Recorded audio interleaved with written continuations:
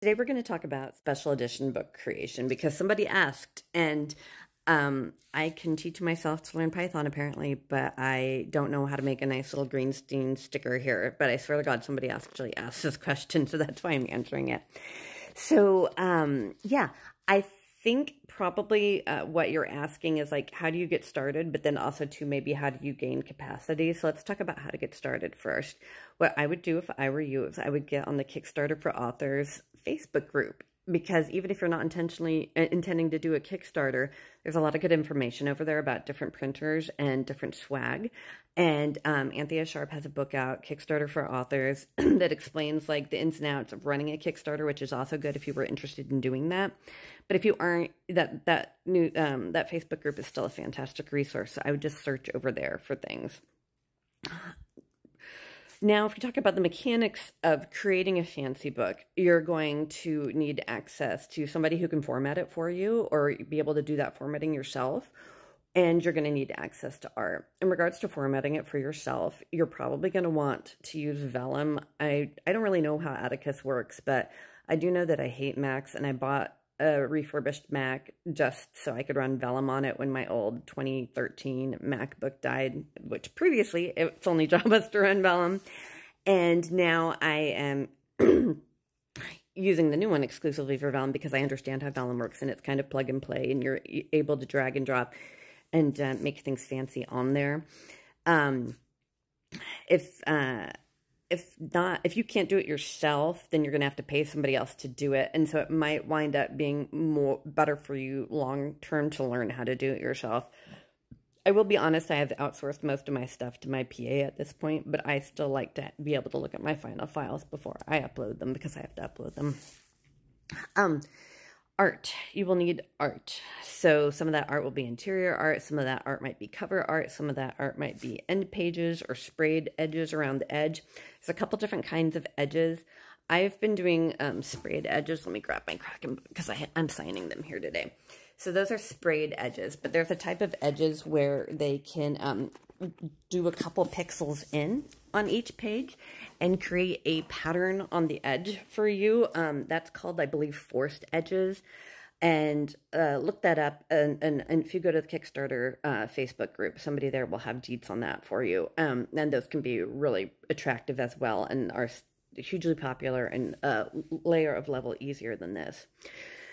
Now, if you just want to do one book as a special edition, actually probably a Kickstarter might be your best bet because then you'll get some funds to do that. But if you want to just do it with your own stuff, what I would recommend is do it with a book that you know that you can sell, that you've got the marketing mojo to sell, right? Because you're going to need to be the one pushing it. You can't just like throw up a book and be like, hey guys, this is here, just like one time. Nobody will buy it. How do I know? I've done that before so many times. If you're nervous about pushing something and about spend, I would choose a thinner book because you get charged on how many pages are in your book when you print your book, right? So actually, I'm going to do a really fancy version of my book. I can't say the title here probably without TikTok getting mad at me, but it's like that Reddit forum, Am I the Bleep? Bleep.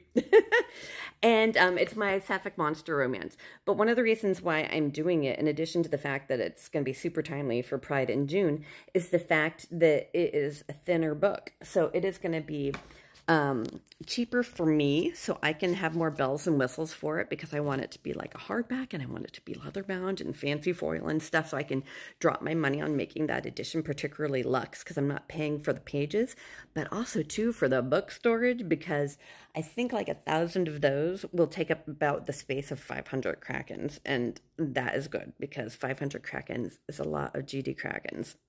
So now, if you need help getting art, I'm going to say some things that will make me potentially unpopular, but here it goes because this is where I get to let it all hang out.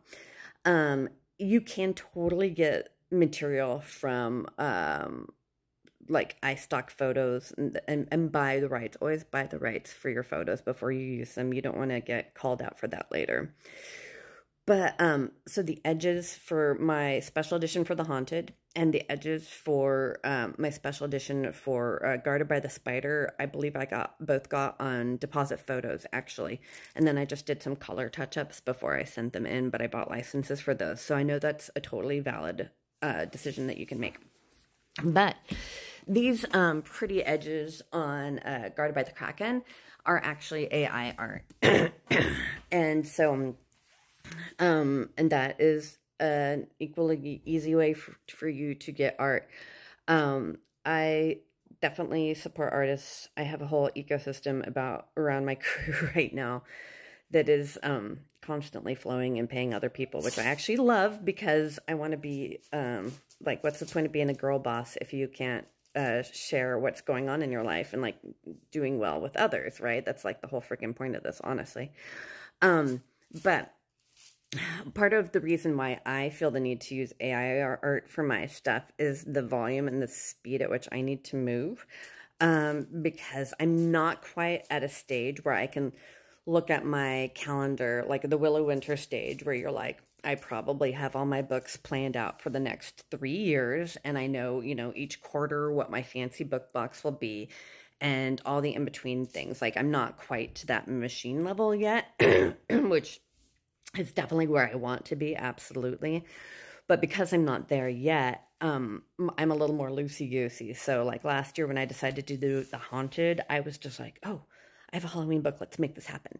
So, and I had to jump in the deep end. And so for Kraken, I was just like, let's do this and see how it works. And so I did it. And yeah, and when you operate like that, and you're buying books from China and it takes 3 months for them to get to you, then something has to give time-wise. And that something is my ability to schedule time out at a reasonable pace with other artists and have them do art for me. Interiors, sometimes yes. My book, Extra Wicked Things, is too hot for TikTok. You can look at my store. It has like 30 not safe Schmerworks. Let me not get in trouble here at the end of this. Art pieces in it. So I've definitely ordered a lot of art in the past. I've got like 5 or 7 pieces coming up in the future if I count a lady who I found who's going to do me some spider cats. But yeah, but if you're fly-by-wire or fly-by-night kind of like I am, then I need to be able to just sit down and be like, oh, I'm doing this, and I need to get these files to my lady in China next week, and I need to be the person who just gets stuff done. And AI art is wonderful for that. Once you get good at it, there is a learning curve. Don't expect to be good at the first time you try. And maybe that will be the next one of these that I do. Yeah. So I would start like low and slow. I would practice making a fancy book. I would probably use Book Vault UK to fulfill it. I would see if you can get a book as proof from them for about, I think, like $40. And then you could show that off on TikTok and you can see if there's interest there and you making more of them, and try to feel it out that way before you have to commit. So, I mean, basically everything in the publishing world, you're either paying with like your time or your money. And so, you know, it's only you're the only person who can know what's worth more to you. I won't say that like doing stuff, like packing up stuff every other day or so and getting it out to the mail is easy or great on my back, but I also kind of love it because it gives me the opportunity to, like, if I'm not in traditional bookstores, I can be my own bookstore. And there's a 12-year-old part of me that really thinks that's special, and I like keeping her happy. Okay, this is almost too long, and I gotta go because I have like 10 more of these to wrap, and I have to go to the post office, and it's raining outside. But I would do it gladly, and let me know if you have any other questions. Thanks, bye.